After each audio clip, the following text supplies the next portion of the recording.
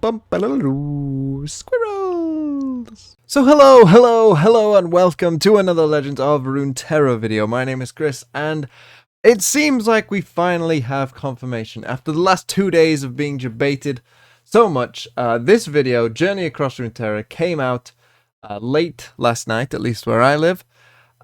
Which is quite annoying, because, I would have liked to have done this video, when it came out, about this thing. But perhaps I'm glad that I haven't, because new information has even emerged since then. So for those of you who haven't seen the video, it's only 1:46 long, so I suppose we might as well watch it together. And if you have watched it, just skip ahead 1:46. So obviously, this basically is a video showcasing, that Legends of Runeterra thing with all the different symbols and what they represent. So here we have Demacia, of course. That last one was Ionia. We have the E of Piltover and Zorn. T for, of course, other people what you have seen here today. This E was Freljord, I think it was. Got Teemo there. This is Noxus with one of the best voice lines. The Bilgewater and Mogwai's intro.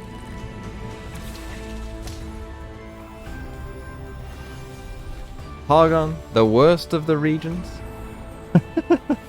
And Shadow Isles was the book at the bottom. And then we got this N. And I did make a video saying that this N was the only clue that mattered. And it was Bandle City, as we know. So, a couple things we can learn from this. This is the Bandle City board. This is a Bandle City cardback. This is a landmark. And there are some things that you might notice about this. And that is that if you look at the cards that are on the board, you have this landmark. You've got Phantom Prankster, Teemo, Heimerdinger, Fizz, and Lulu. And in the hand of the player here, you've got what seems to be a card with a Yordle tag here. You've got Scarmother Vrina, you've got Retreat Return, and then some, Ionia spells here as well. Notify, this looks like Deny. Perhaps Singular Will here as well, but you've clearly got like a mix of spells, and you've got Phantom Prankster in there as well. And then this happens. It's round 12. You can see they're on 10 health. You get this animation. And the game ends. So what on earth is going on there? So this looks like an alternate win condition, of course. And it looks like it's going to be something to do with having cards from different regions. If I had to guess, it'll either be cards from different regions or an amount of Yordles on the board, I would have thought.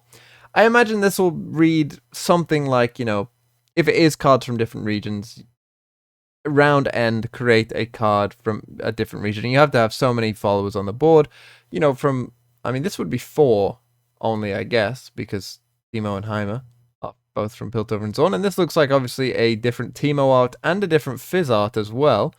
They still look like they're the same cards. They still have, this is leveled up Teemo with his stat line, and this is Fizz non-leveled up with his stat line. So they still look like normal sort of versions. So it doesn't look like we're getting different cards. At least from this, we can't tell. But yeah, it looks like we're getting an ult to win condition. And I think that this is pretty much all it shows. Yeah. We got the N, which was the last thing. And into Legends of Runeterra, the 10 regions that are in the game. And then I thought, oh, that's neat. We found out that, what the board looks like. We found out that, this card is going to be an alt win condition, that's going to be in the game. That's probably going to have something to do with having cards of different regions, and that's all cool. And then something much bigger happened, and that was on Reddit. They discovered that on the Brazilian version of the video, as is often the case, it seems, you've got this. Instead of Teemo on that version of the video, where the icon is down here, which perhaps suggests, they made this video a while ago on the old version, but then, as they were waiting for the translations or whatnot, they had gone to the new version. This was leaked. And you can see up here, like, name placeholder, for whatever, I guess, the Brazilian or Portuguese word for Yordle is. And you can see this. And this is a dual region symbol with Teemo in 2 regions. Now, we don't know how dual region is going to work, but it seems the dual region is definitely coming in with this expansion. And not only is it coming in with this expansion, it's also retroactively being applied to the old yordles as well. So that is something that is going to, in my mind, cause potentially some headaches, but we're about to see. It could also give us clues to potentially the other champions in this expansion. Because, we know that Senna is coming, and Senna is like, a non-Yordle champion that could be in 2 regions. Senna could be both Demacia and Shadow Isles. She would be one of the champions that you could have in 2 regions. Is it possible that all the champions in this expansion are going to be dual region? I don't know. It could be possible. Will there be more champions? I don't know the lore well enough, nor the champions in the game off the top of my head, but like Riven is a good example. Will Riven be like retroactively dual championed as well into Ionia? I don't know. But it seems possible, right? It seems things like that could be possible. Like if within the lore you could be within 2 regions, then I don't see necessarily why only the Yordles would be, and a character like Riven wouldn't. Because lore-wise, it kind of fits that she could be dual region, and you have to assume at some point that, other regions as well will get dual region cards. It's not just going to be Bandle City. But this obviously is very exciting. You'd have to assume that it's going to be open dual region if they're retroactively doing it as well. Because it'd be weird if, like, now all of a sudden you couldn't play Teemo Sejuani because you had to play Bandle City, Piltover, and so on. I have to assume that it is going to be open dual region, because that would be very weird if you couldn't. It also seems like, they're going to put the Yordle tag on all of the Yordles, and so that could have some kind of implication as well. And, they'll probably retroactively do that on all of, like, because there are some Yordles, I think, in the game that aren't, like, obvious. Is Faye Blade Twirler a Yordle? I feel like she might be, or he. Is it? I think it's a she. And there's probably others as well that I can't think off the top of my head. But this is obviously a big deal. And personally, I was a bit worried about this. That I thought bringing out dual regions at the same time, as like one big expansion is gonna cause some headaches. Like balance-wise, it's gonna be more tricky for them. They're making their jobs harder by doing this now. Because they have to release, all these champions in Bandle City, and it's likely that, Bandle City, what tends to happen is, the region comes out, and the region starts off a bit slow, and so it might be a good thing initially, because we've seen this with both Targon and Shurima now.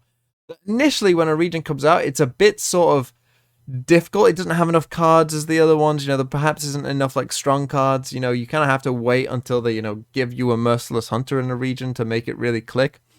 And we've seen that with both Targon and Shurima. But by the 3rd expansion, often that region, and this has happened again both with Targon and Shurima, ends up being the best region in the game. As like there's a slight power creep with all the cards that they make. And so it's possible that will happen again, but the problem is this time is if you have a bunch of dual region cards as well that are like power crept, that's going to make it even more tricky to balance, and the gap might be even bigger where you end up with like Bandle City just absolutely dominating and finding combos that you really wished weren't possible in the game. So they're making their jobs tougher. So I guess I'm hoping that whatever solution they find for the live balance changes, that they work, because if I do worry about dual region coming out in this specific time, just because it feels like, there's already like quick combo decks that people aren't happy to play against, and now what dual region of course does is kind of open up even more, combos, possibilities, as you get to essentially potentially play 4 regions in one deck and get the different benefits of 4 regions in one deck, even if it is just like a couple cards for each of them. It could cause some issues. So with that in mind, let's hope and pray that they know what they're doing. So far, I would say overall, they have shown that they do, but we will see. I thought this was, probably worth mentioning, as now, you can probably just start theorizing about all the different champions that you think are going to come to the game that you might think might fit with dual region. I am quite interested to see if they will do this, the retroactive dual region for all champions or just the Yodels. And yeah, with that said, thank you so much for watching. Let's all hope that Riot does a good job. I will be streaming, of course, later today because spoilers have to be today. So at 5 p.m. British summertime, I will be streaming, well, probably about an hour before spoilers are due to come out. I will start streaming. We'll talk about this and more, and then as the spoilers come out, you can expect another video on those spoilers. And until then, enjoy your day, and I will see you later.